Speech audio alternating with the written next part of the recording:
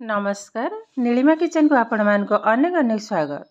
आज मु आपण मानक सहित शेयर करी कोल्ड कॉफी रेसिपी। तेबे भिडियोटी को स्किप न करी प्रथम शेष पर्यंत देखिबा अनुरोध। तेबे चलंतु ना डेरी करबानी आरंभ करिबा आज रही कोल्ड कॉफी रेसिपी। मुठी गोटे थालियाटाई नेली आधे 6 चमच चीनी को नहीं नबा। जेहेतु आमर 4 ग्लास कॉफी तैयारी करिवार अछि तो मुठी 6 चमच चीनी नेली। देखो पूरा पूरी 6 चमच आमर हो गलानी। एबे आधे 2 टेबल स्पून कॉफी पाउडर पकई नेबे। अधिका पकईबिनी, अधिका पकईला माने पिता हो जिवो, कॉफीटा एकदम बेकार हो जिवो। गोटे चमच आउ गोटे चमच पकईबे बस। एबे आधे गरम पानी 3 टेबल स्पून पकई नेबे। अधिका पकईबिनी, पानी हो गले कॉफीटा एते भलो हबनी। एबे कौन करबा देखंतु मो गोटे स्टील रा छणा नै छी।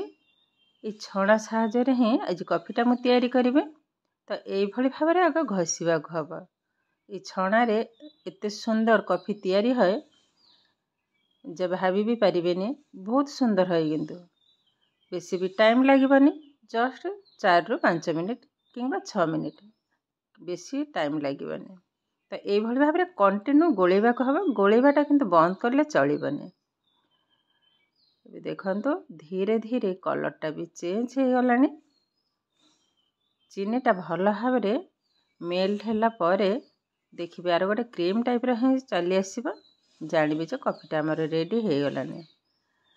देखो केते सुंदर भाव कलर धीरे धीरे धीरे धीरे चेंज हो जाउजी। ए गरम दिन रे कोल्ड कॉफीटा खाइबार मजा किंतु टिके अलगा। देखो कलर एकदम चेंज हो गलानी। चीनी भी आउ अल्प टिके अच्छी मेल्ट हवा पे। बहुत सुंदर भाव फेण टाइप हो गलानी। मु टिके चामच रे उठेई भी देखौजी केतेटा क्रीमी क्रीमी बनी जी। देखो आउ टिके हवा अल्प समय, आउ बेसी समय हवा लागिबनी। आउ टिके मु घसी नउची ए भली भाबरे।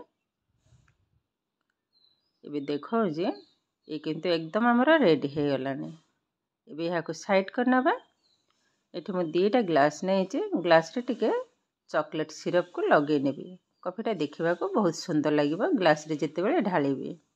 2टा ग्लास रे लगे नेबी। एबे आधरे दे दबा आइस। आधरे 2टा से ग्लास रे 2टा। एबे से कॉफी क्रीम को दे दबा 2 रु 3 टेबल स्पून। बहुत सारा है किंतु 4 ग्लास रे बेसी हबो। समान भाव रे 2टा ग्लास रे आग दे दबा।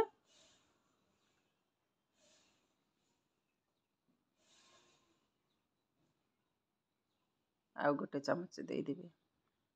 देखंतु केते सुंदर देखा होजी। एबे आधरे दे देबी खीर। मु खीरटा आगरो सिझे के रखी थिली। ठंडा हैला परे ताको फ्रिज रे रखी थिली। ए किंतु एकदम ठंडा खीर। कोल्ड कॉफी पे ठंडा खीर हेले भल लागे खाइबा को। देखंतु खीरटा जते बेले ढाळुची ऊपर को कॉफीटा भासी उठिलानी। एबे आधरे आउ गोटे चमच ऊपर दे देबे। बस ए किंतु हमर रेडी हो गलानी। आउ टिके सुंदर देखा जिया पई चॉकलेट सिरप को अल्प टिके ऊपर दे देबा।